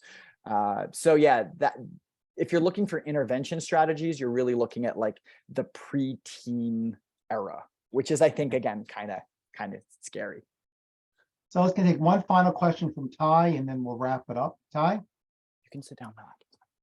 Sure. And actually sort of built off what Michael was just saying. Michael, it's really good to see you. Hi, Ty. I just had this conversation earlier this week with a faculty member who was expressing a lot of frustration in a sociology class he was teaching around students that are sympathetic to the far right and neo-Nazis. And this was at Tri-C at Cuyahoga Community College. We have campuses that are downtown, and then we have campuses in the outer suburbs. And our outer suburbs are very conservative. And so one of the things that, this faculty member was reflecting on and thinking about, and something that I've experienced too in my classes, is how do we have productive conversations in the classroom with folks that are like, 18, 19, 20-year-olds whose parents, are resonate with the far right or are active in far right groups. Yeah. And I think it's just a frustration that a lot of our faculty are experiencing right now, especially with the polarization that we are experiencing as a nation. I think a small answer, and I don't think it's like whole answer, but I kind of pointed to this towards the end, is the empiricism. I really like, people are like, well, so we started a prosecution project in part to answer some of those questions. 2017, 2018, a lot of the discourse in the far right was like, the government's after us and they're locking us up and this and this and this. And I was like, well, how about we just quantify what sort of prison sentences white supremacists are getting and what sort of prison sentences, for example, animal rights or anti-war demonstrators are getting, and just compare those. And it's probably no shock here, but people on the left were receiving outrageously higher sentences than people on the right. And so, one of the answers when people say things like, well, of course, these do this, and they make these broad generalizations, is finding a way to kind of test that empirically and be like, actually, that's not fundamentally true at all. That's really not the case. So, I saw a study a couple of days ago that, was comparing people's demographic perceptions to demographic realities. So they surveyed 1,000 people and they said, what percent of the country do you think is Jewish? And, the average answer was like 30%. Just as a side note, Jews are like 1.7%, 2% of the population. So things like that is like testing people's poorly informed bigotry against the hard reality of fact, I think opens a window where people are kind of like taken off kilter, or you can kind of like transform that a bit, right? I mean, I'm not a psychologist clearly, but I do believe that like you kind of have to destabilize or break up people's kind of stoic thought processes a little bit in order to kind of have that space for intervention. So where they're like, well, Jews are taking over. And you're like, actually, there's less Jews than Catholics in the world. So like, no. Then they're like, oh, I've been lied to. I've been misrepresented to. And then you have a bit more of a malleable mind that you can kind of speak to. So that's the best advice I could give. Although I think it's really hard, especially if you're in, Yeah. you know, Rust Belt areas like I am and you are. Okay, so we're over time. Tulin, you have a question? Tulin? Are you talking to me, David? Yes, do you have a question? Yes, I do have a question. We make it actually. a short question and a short answer, then I'm gonna let Michael go and we'll take a break. Well, the thing that disturbs me most internally is these mass shootings that happen in schools. So I wonder if the speaker could explain what causes that. I'm not sure I can explain what causes it, but I can say that a smaller portion than I would have expected are linked to these kind of socio-political motives. Nicholas Cruz's shooting stands out to me as one of the few in recent memories which is driven by bias or hate. I mean, they're all driven by hate to some degree, but I think a lot of us assume that these are more ideologically driven than they are. And I think oftentimes they're not. They fall into this other category of disenfranchisement, kind of misanthropic, but hard to direct rage. And I don't know if it's good, but I guess we could say for the better, very few of them are motivated by, for example, misogyny or anti-Black racism or things like that. Most of them are more based in this kind of general hatred, which I think probably has far more solutions in the mental health space than it does in the kind of countering violent extremism or countering, So I would put it more into the mental health bucket, though there are some with more socio-political motives, but they're pretty rare. All right, thank you, Michael, so Thank very you. much. Very I know we welcome. went over, but it was fascinating. And really, like I said, really relevant, particularly to types of populations that we're often dealing with. I think Ty's question in particular, and you've got a lot of these different generational families in community colleges, probably more than other places. In fact, often community colleges become refuge for young people who have a counter view than their parents. They go to community college and the first time they can kind of raise this, like, I don't think like them, but that's not what I can talk about at home, kind of a thing. So community college is very unique that way. So let's take a 3-minute break. We are going into Holly's time a little bit, but Holly actually is going to go longer because she's reviewing a film with her. So we're going to go to like 2:45 anyhow. So if you want to like give yourself 3 minutes to get up and go around, but don't take more than 3 minutes if you can. It is 1:21. We're going to start right back at 1:24. Okay. So that wouldn't put us too far behind. So thank you all. And thank you again, Michael, especially for joining us today. So Holly, you're there? Yeah, I was gonna say, Hey, feel free to grab a snack because I'm gonna start with the film pretty early in the Okay, great. conversation. Okay, So great. if we want to relax Thanks. a little bit. Nice that's seeing fine. you. It's nice seeing you. You It's been a too. while. Yeah. How are things at the Pulitzer Center? Seems like every time I go, like more people working there. It seems like it's getting bigger. You get Yeah, more things going on. We've probably doubled in size. We have a lot of folks internationally now. So yeah, it's been great. We got to meet some people, for the first time. Back in June, we had our first in-person conference since the start of the pandemic. So a lot of us got to meet each other for the first time in person, which was really great, but also just a really weird thing. Yeah, So yeah. That's great. Are you traveling much, or you're still DC based?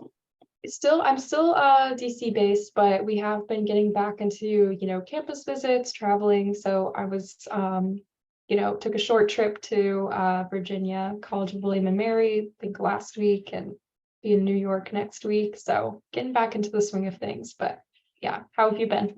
Oh, good. Not traveling too much yet, but looking forward to getting out and about more. It's still, you kind of get used to not traveling, right? You kind of, that becomes your default, not going anywhere. And now we're back to going. And so it takes more to kind of get you out of your shell. I think, I definitely get that.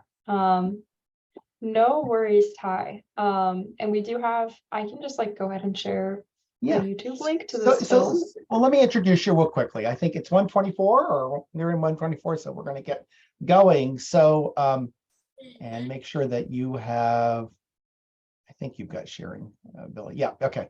So one of the things I'm also grateful for is every year I'm able to bring Holly from the Pulitzer Center to talk about the Pulitzer Center's work and to show us something they're working on. Basically, it's a film, and it creates a little bit of discussion. And as a result, we're going to go a little bit longer today because it gives an opportunity to talk about what she's going to show us. And we've talked in advance. Holly would send me like 4 or 5 different things, and I pick one. So I'm thoughtful and thinking about that. She's the program manager at the Pulitzer Center's campus and outreach teams. She studied radio, television, digital media at Southern Illinois University, Carbondale. And before 2019, she worked as a producer for an ABC affiliate in Southern Illinois and the news anchor of the River Region Evening Edition, SIU's award-winning student-run broadcast. So I'll leave it at that. Holly can talk a little bit more about herself if she likes to. And I'll turn it over to Holly. Are you still there? I'm trying to think. Hello, I'm here. There you are. There you are. There you are. So if you want to go ahead and share, I turn it over to you.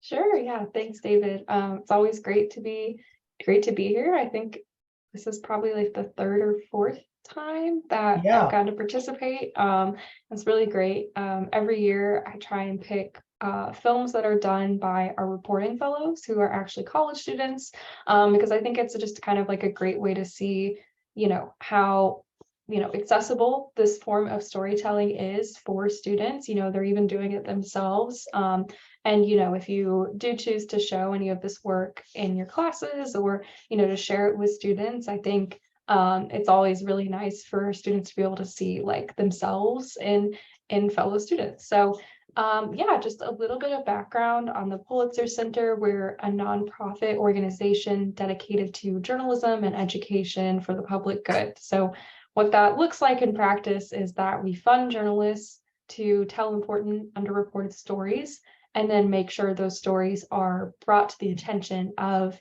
change makers, students, other journalists, members of the general public through education and outreach. So events like this one today. So today I'll be showing I Am the Land. It's a documentary made by an American University reporting fellow, Josie Malavi, with support from the Pulitzer Center last year. So, journalism in its best form is fair, even reporting, but it's also storytelling. And I hope this film is a good example of that. So yeah, feel free to turn your camera off, relax, and enjoy the film. It's about 20 minutes long. And hopefully we'll have no buffering or anything like that. But if you have any technical difficulties, just feel free to put them in the chat and I will make sure that, we address them. Sorry, just resharing so we share the sound.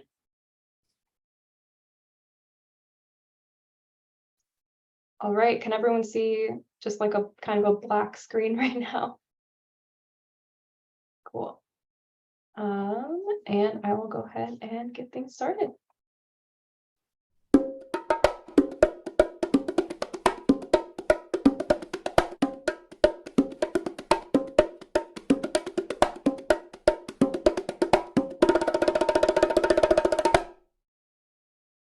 In my case, I'm not from Boriquén.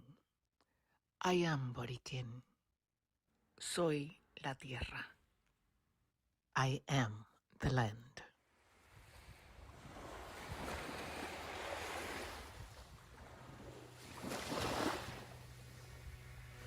Los seres humanos, pues yo pienso que a veces son egoístas.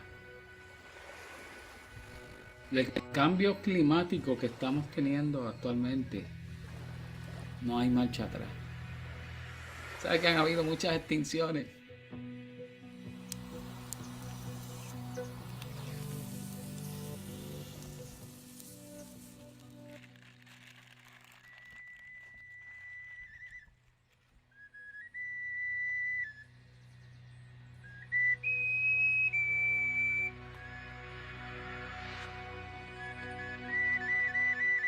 Muchas veces, al ver el lenguaje de la naturaleza, nos dice lo que va a ocurrir. Hay que saber observar. Hay personas que no entienden, ¿verdad?, ese segundo plano de vida, que a veces uno tiene el oído para escucharlo. Y me ha pasado cuando estoy aquí, he escuchado personas cantando.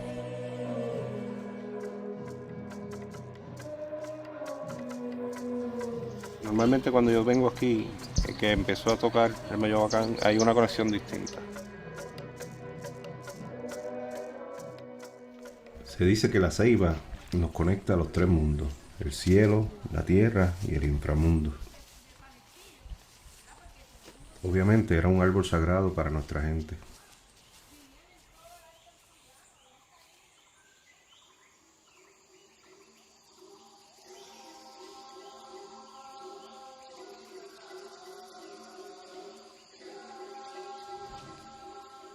The Taino people traditionally are great observers of the world around us.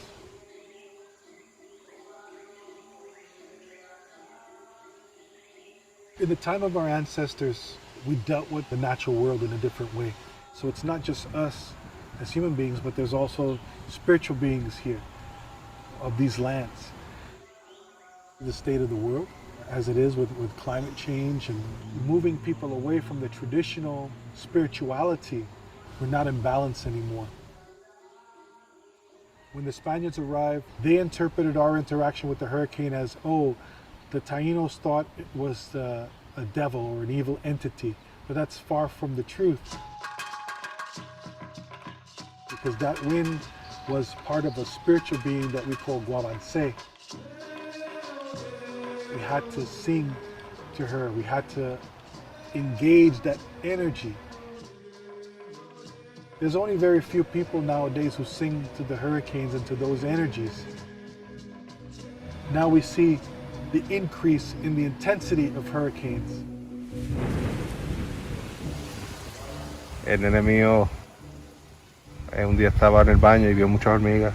Y yo le digo, eso es que viene un huracán pronto. Y me decía, tú estás loco, tú estás loco. Y así mismo fue. Huracán María. Hurricane Maria. Hurricane Maria. Hurricane Maria. Hurricane Maria. There will be a humanitarian crisis. There will be massive exodus to the United States. Now we're a bit scared of them, but in those days we weren't.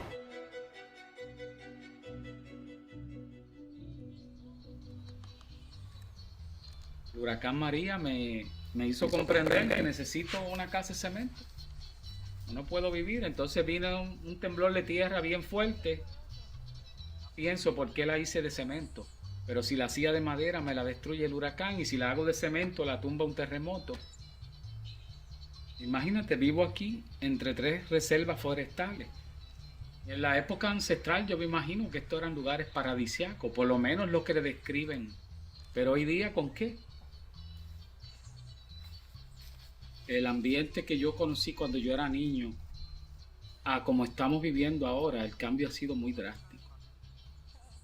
El daño ha sido demasiado que le ha hecho la misma humanidad al ambiente. No dan espacio para los animales.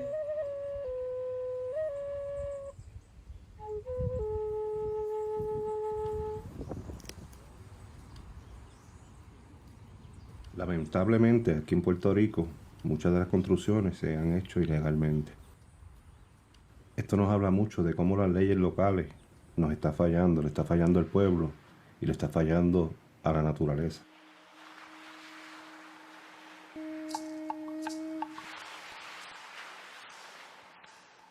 El impacto a la naturaleza tiene que ver mucho en cómo el ser humano ha perdido su conciencia por cuidar esos recursos que tenemos disponibles.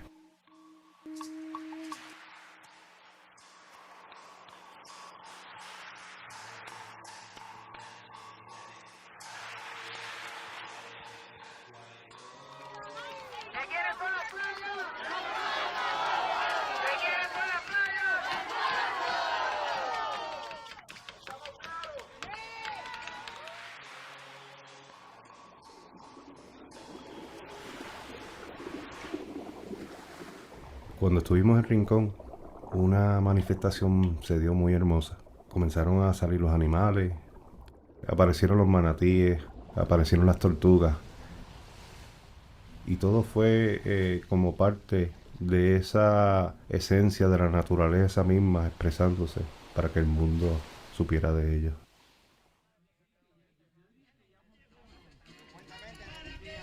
I don't want to. I really don't.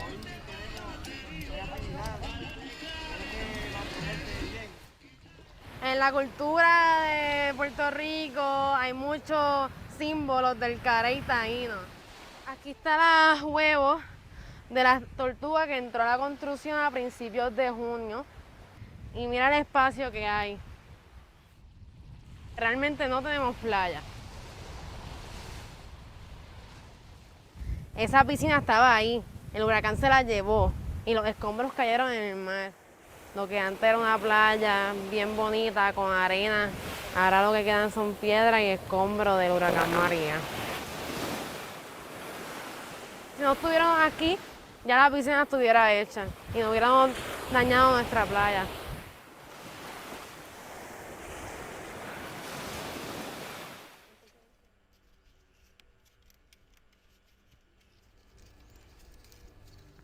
Me siento taíno. Vivo como taíno en muchos aspectos de mi vida. Siempre he sido así desde niño. Nuestra herencia cultural indígena viene transmitida, protegida, yo diría, encapsulada a través de 500 años después que inició el proceso de la conquista. Tenemos esa continuidad genética en la población de Puerto Rico, pero también se transmitió mucho de la cultura de los taínos, precisamente cómo cuidar la tierra, cómo cuidar el bosque, cómo utilizar los árboles, la flora, la fauna. Gracias a esa herencia campesina es que yo he aprendido tantas cosas. Okay. Thank you. All right, we're going to leave again. Yo creo Go que back to todas Kensington. las de la tierra, actualmente las que queden, están buscando sus raíces. ¿Por qué? El ser humano se está dando cuenta de que está en peligro de extinción. Pero no todos tienen esa conciencia. Mayormente somos la gente que ama la naturaleza, los hombres del bosque, de la selva, que siempre hemos querido proteger esos ambientes. Gracias a nosotros es que existe lo poco que queda. Y cuando nosotros ya no estemos, no sé qué les va a quedar a los que no piensan como nosotros. Holders of the traditional knowledge, the ones that are carrying the burden of climate impacts, and are the ones that are being most severely displaced. The local communities cannot afford to maintain their houses. They have to relocate somewhere else, and the rich are the ones who can rebuild the house. Sea level will rise in 30 years. Well, those are 30 years that they have a beach house.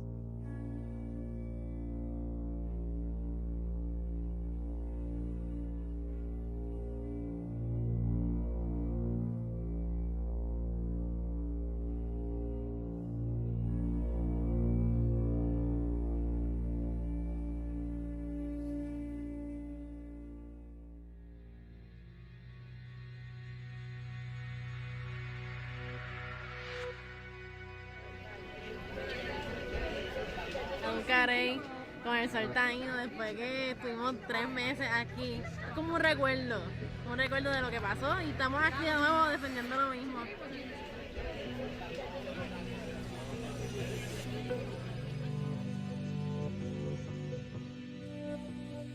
Esto es algo simbólico. Aquí son 2 lados de la historia.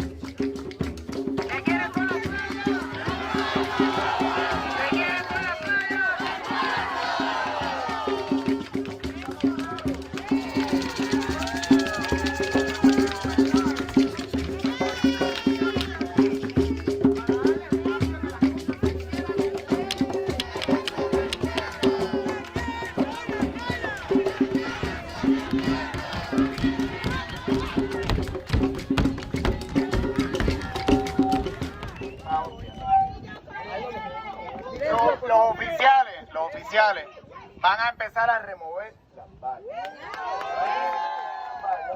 Y la playa del pueblo, ¿está bien?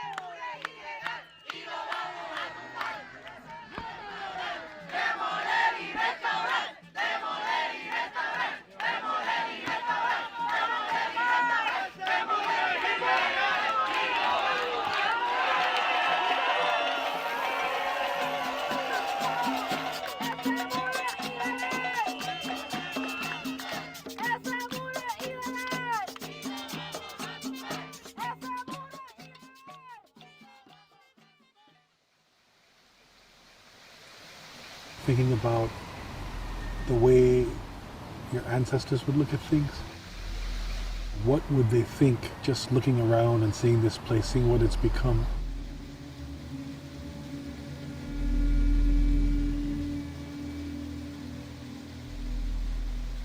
Here in Puerto Rico, for quite some time, elders have been noticing changes.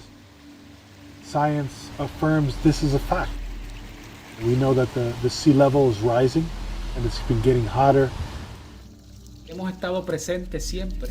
Hemos estado aquí, corroborando lo que siempre le decíamos. If more people could really connect to that, whether they're of indigenous heritage or not, but really just connect to that idea of balance, right? Balance and respect. We can really move beyond a lot of the issues that we're having now. You know, that for us in this hemisphere really began that in that 500 years ago when people were moving us away from that balance. But what we are trying to do is to engage Puerto Rican archaeology in climate mitigation. You cannot look at cultural heritage away from natural heritage. In that case, traditional perspectives has to win. Ignoring the importance of those perspectives means that they are going to disappear.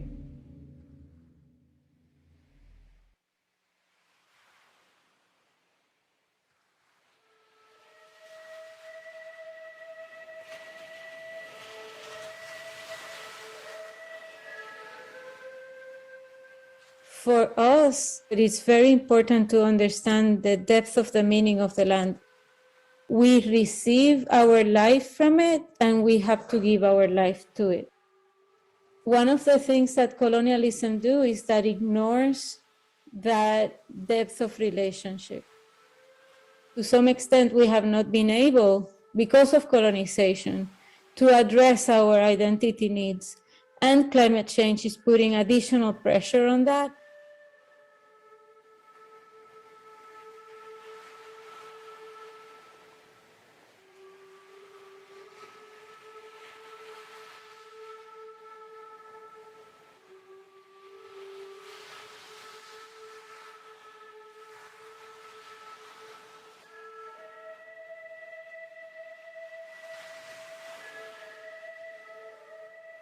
Se habla que el taíno ha desaparecido, pero realmente la desaparición ha sido en los libros.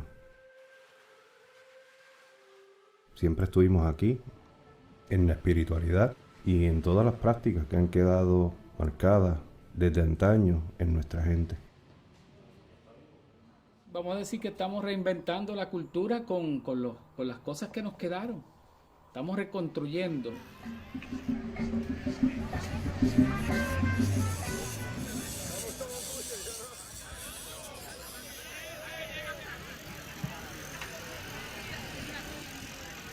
Son 529 años que se ha venido atropellando al puertorriqueño.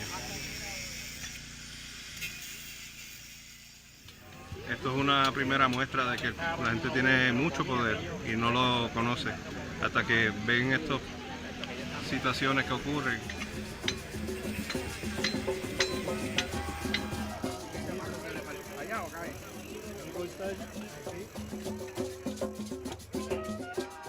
Hubo un momento dado en donde la misma naturaleza se expresó solita.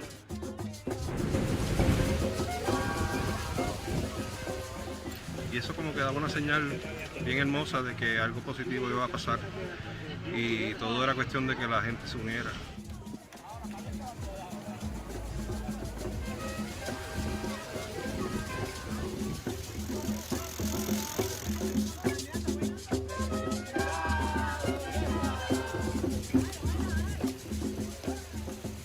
Tuvimos un resultado positivo que va a hacer eco en toda la isla de Puerto Rico. Esto es para nuestros nietos, para nuestros hijos y para toda la gente que venga después de nosotros. Yo creo que van a sentir orgullo de lo que ocurrió aquí en Puerto Rico, en Boriquén.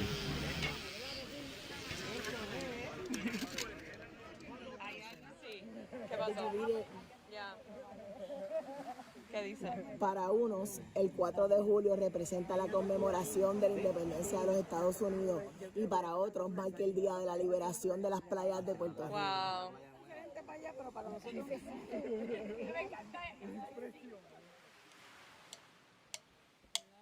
Mayani Makana, Guayba, Ali Arijuna, Da Cataino, Mayani Makana, Guayba, Ali Arijuna, Da Cataino, Da Cataino, Da Cataino, Da Cataino, Taino.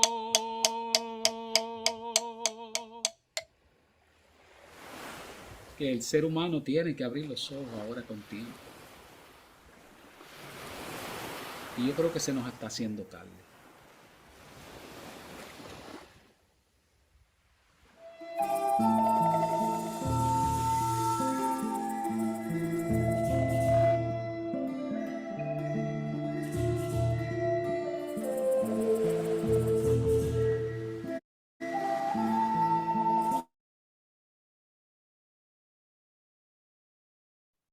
Thank you, Thank Holly. you. Yeah, thank you It all re- so much. It's really a film of hope. Yeah. Coming, isn't it? More than anything else. So, did you want to say something about it, or you want to take questions? However way you want to go with Holly is good. Yeah. I mean, just thank you so much for watching. It's one of my favorite ones that we supported recently. It's also something that I think went pretty overlooked in terms of like mainstream media, and it just happened this past summer. Just a huge movement. And it's really important. It just reminds us of so many current issues that are also just not talked about as much. I think before questions, I'm going to show maybe just a few resources on our website. But then, yeah, the rest of the time, good for questions. So let's see here.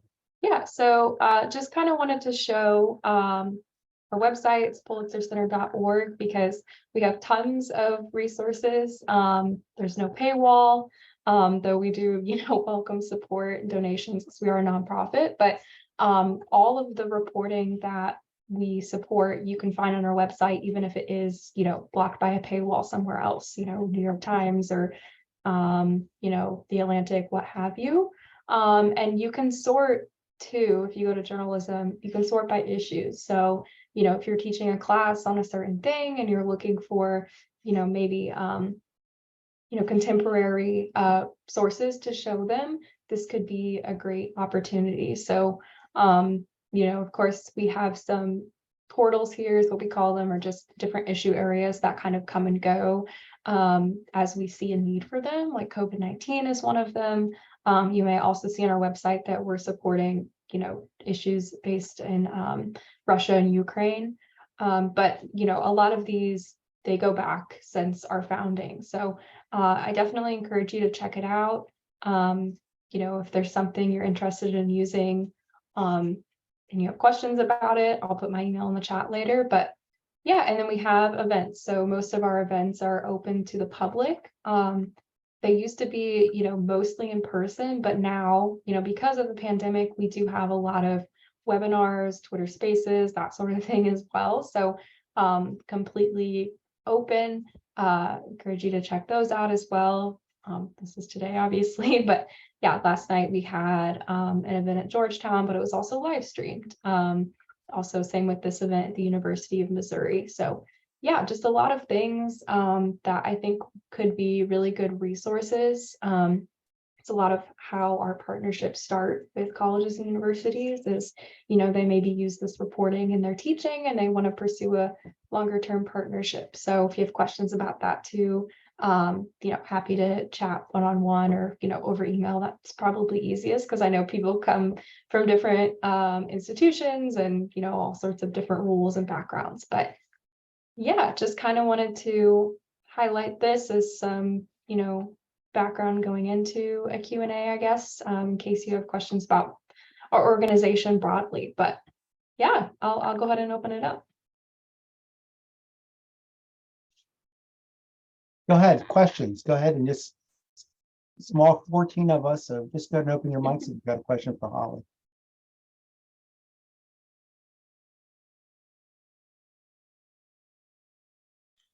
Questions? Go ahead, Susan. Yeah, can you hear me? Oh, go ahead, Obi. Ken, go ahead, Obi. Go ahead, Obi. Yeah, go ahead, Obi. Actually, this is a very good. Yeah, this is a very good work. It's my first time watching it. I think just few observation. I think it shows a very good community efficacy. I saw both men and women, trying to,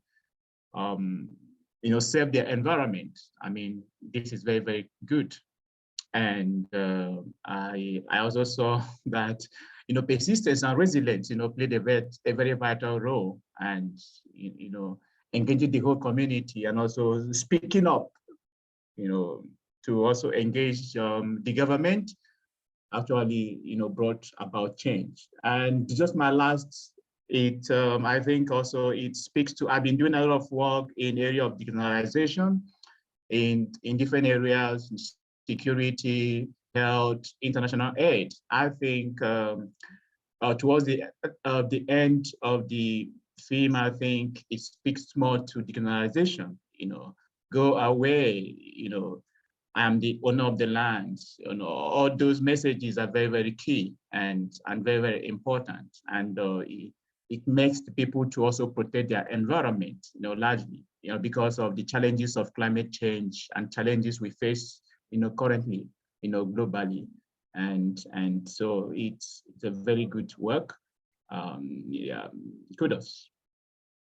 Yeah, thank you. I'll be sure to pass that along to Josie, and thank you too for the work you're doing. Like you said, a lot of these things intersect and couldn't happen without the work of a lot of people who all have these different interests. And I think sometimes we forget that one thing being affected will have kind of a domino effect, and good things can happen when we all work together, as cliche as it is. But yeah, thank you. Susan, you had a question, yeah. Thank you. Yeah, that was Holly. Thank you. Beautiful film, and what a resource for educators. I occasionally get to teach a Native American literature course at my college, and so that would be a welcome add to the menu. I always try to do Native issues, Native directors and actors, and just starring instead of having it be Europeans narrating or having a documentary about Indigenous people. I'd rather have the Indigenous people starring. So I have a question on that. Did you say that it is streamable? Some of the material on your site is streamable, or is there a price that our university would have to pay? No, it's all free. You can access it whenever.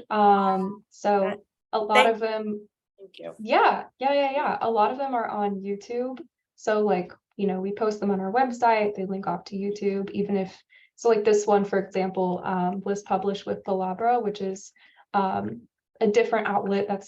It's not us, but because we supported it, we post everything on our end as well. So yeah, free to use. We also have our K-12 team creates really great lesson plans that I think K-12 was kind of deceiving because a lot of them can be modified for really all levels. So yeah, really great resources there.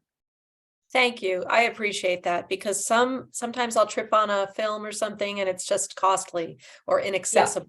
So I really appreciate that, Holly. Thank you. Yeah, no, I mean, it's like core to our mission. We want this to be accessible. We realize that a lot of this reporting is really important to local communities, but if those communities can't access it, then what's the point? So yeah, we're really really dedicated to that.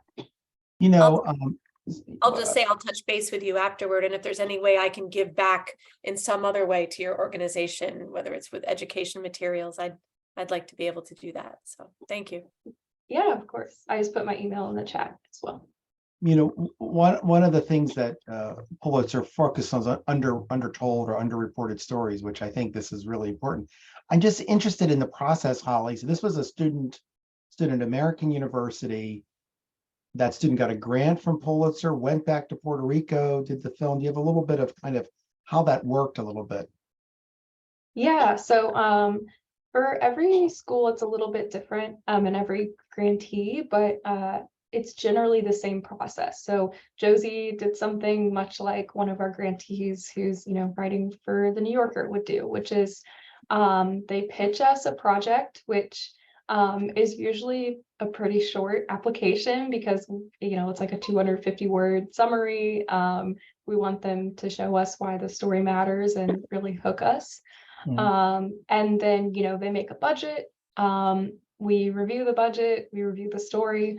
And then for our students, a lot of them do this reporting in the summer just because it makes sense with their schedule. So Josie actually kind of a unique experience because she did most of the project in the late spring, early summer. She went to Puerto Rico. She has connections there, family, friends, what have you.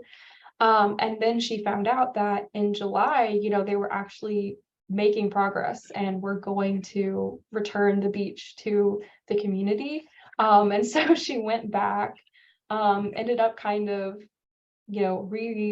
rewriting the script of her whole documentary because yeah, just a really great moment at the end there to see the progress made and on July 4th too, which was kind of just a funny little coincidence there. But yeah, I would say, for students, most of them do this reporting in the summer, like about a month time frame. And there are professional grantees. I kind of hesitate to call them professional because I think, if you receive a grant, you're professional if you're a student or otherwise. But a lot of them, will stay reporting on this topic for a year or more even. So yeah. John. First of all, Holly, I just want to thank you very much for sharing with us. I mean, that was just phenomenal. I had a little tear myself going through that. I thought I could just share very, very quickly, but I've been filming Anglo racism against Latinos in Texas from 1821 to 1921. And I did get a permit to film inside the Alamo.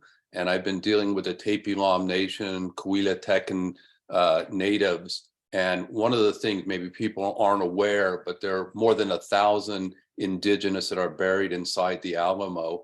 And what the Tepilam Nation and other Coahuila indigenous people want, they believe that the Alamo is going to become a Disneyland, which is a pejorative thing.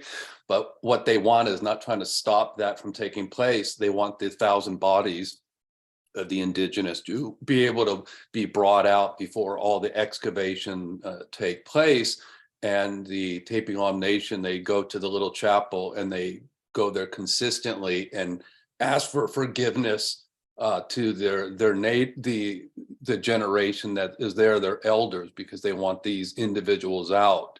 And I think part of the point that I make about when people talk about the Alamo, it starts in 1836 with white people and not with the indigenous that have been there for 12,000 years. And also it's a white story. There's no indigenous story. There's no black. The Tejanos are largely left out of the thing too. So there's many, many Native American groups that wish to be heard in Texas. Yeah, thank you for bringing that up.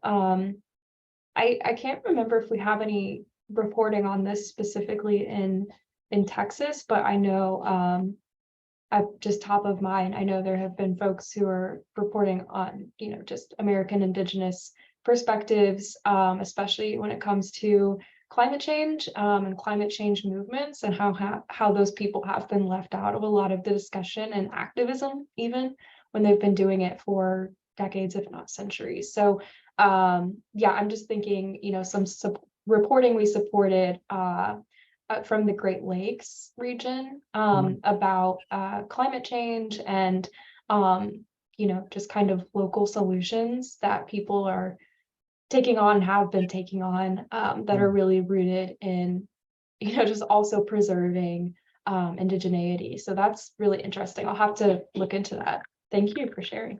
Thank you. Other questions for Holly about the film, the work of the Pulitzer Center, the importance of student reporting? Holly, what work is Pulitzer doing with community colleges right now? Anything that you can think of? Yeah, we do have some official partnerships with community colleges. So City Colleges in Chicago, big network there, Glendale Community College out in California, a number of community colleges in New York. We actually had a really kind donor from New York who gave us money specifically to support partnerships with community colleges in New York. So Wow. yeah, so yeah, we have Susan, you hear that, Susan? Susan's in New York, right? Okay. Yeah, Nassau or Yeah, Yeah. Nassau community. I'll follow up on that. Yeah. yeah. So yeah, we do have a number of like formal partnerships, I guess you would call them, but we also do work like one-off visits, virtual visits with journalists and community colleges. We often have like special funding to support that depending on the issue area.